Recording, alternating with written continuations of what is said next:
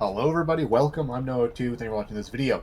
This is the deck that I used to beat Act-6 solo in offline mode with the bots.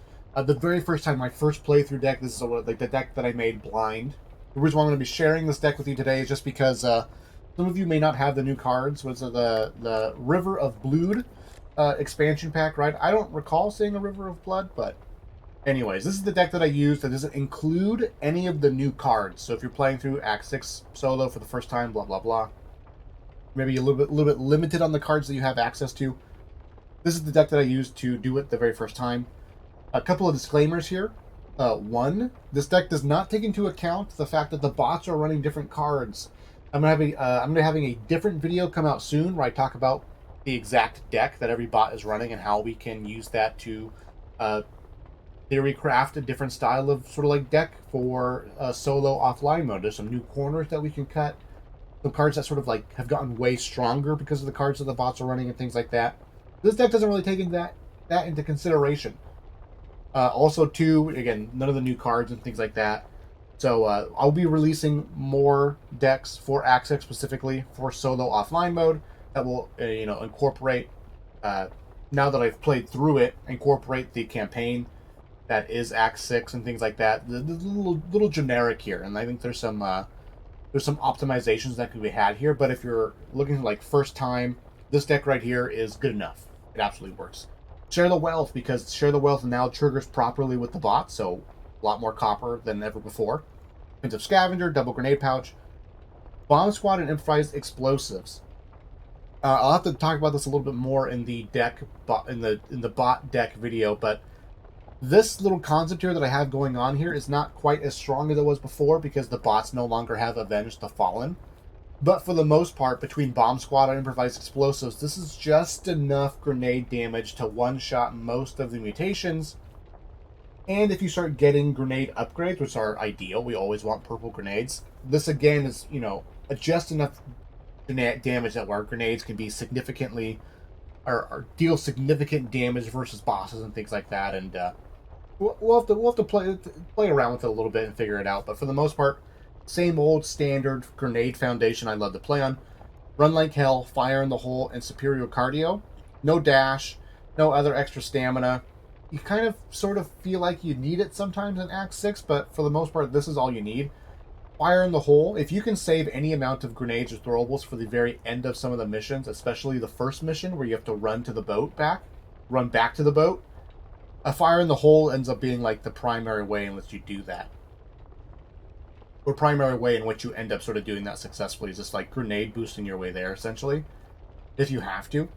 And then we have Film Full Lead, Shredder, and Admin Reload. I just sort of found that like just being able to unload your LMG, basically. This is an LMG-based deck, I think, with Film Full Lead. Because of Film Full Lead, I think assault rifles are one of the best DPS guns in the game now. The AA-12 is still a great gun as well. But having the ability to sort of like do AA-12-ish sort of damage, but at a further range is really, really nice. So being able to unload an LMG, get max stacks of Film Full Lead, and then able to swap over to a secondary, and then like shoot your secondary until your LMG is reloaded, and then you swap back again. Really, really strong, really, really good. Works great with Shredder. If the bots help you at all with any amount of damage, then Shredder is a huge benefit as well. Also, too, again, we'll talk about the bot decks in a different video, but like Shredder, I think, is even more valuable now when playing with the bots because the bots, on average, are doing more damage in general. Cool Brew Coffee, because it's a nice, flexible card. You don't really end up using needing the use speed that much, though it's kind of nice for the first mission when you're in the harbor having to plant the bombs and then run to the boat. But overall, just like the reload speed, the swap speed, it's all really nice and convenient in general. I love cold brew coffee, and not in real life, but in the game. Great, sort of flexible all-around card. I ended up really liking Out with the Bang, playing into like Act 2 and sort of like Act 3, and how with the pipe bomb with the bots was really beneficial for like alleviating pressure for a time. I didn't realize that the bots are all running Needs of the Many, so all of the bots have 3 extra lives, and so all of a sudden Out with a Bang is an unbelievably good valuable card here.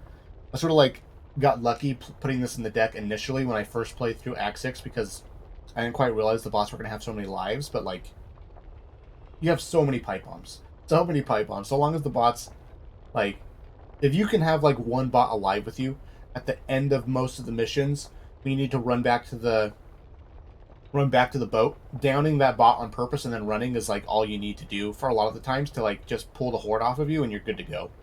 And then fresh bandage, love fresh bandage. Just if things end up going well in your missions, you end up never needing to use a medicine cabinet. It saves you a lot of copper over the course of the run. And like fresh bandage, plus the fact that all of the bots are running medical expert, they heal a little bit of trauma each time. Not a huge deal, but for the most part, I find that like there's a lot of instances where like you just don't end up needing to use a medicine cabinet. It's a really nice benefit. So this is the deck that I used to beat Act-6 for the very first time in my blind playthrough. More to come as far as decks and things like that for all of the acts and for bots and Act-6 guide and things like that. Thank you guys for watching. I appreciate it, and I will see you in the future.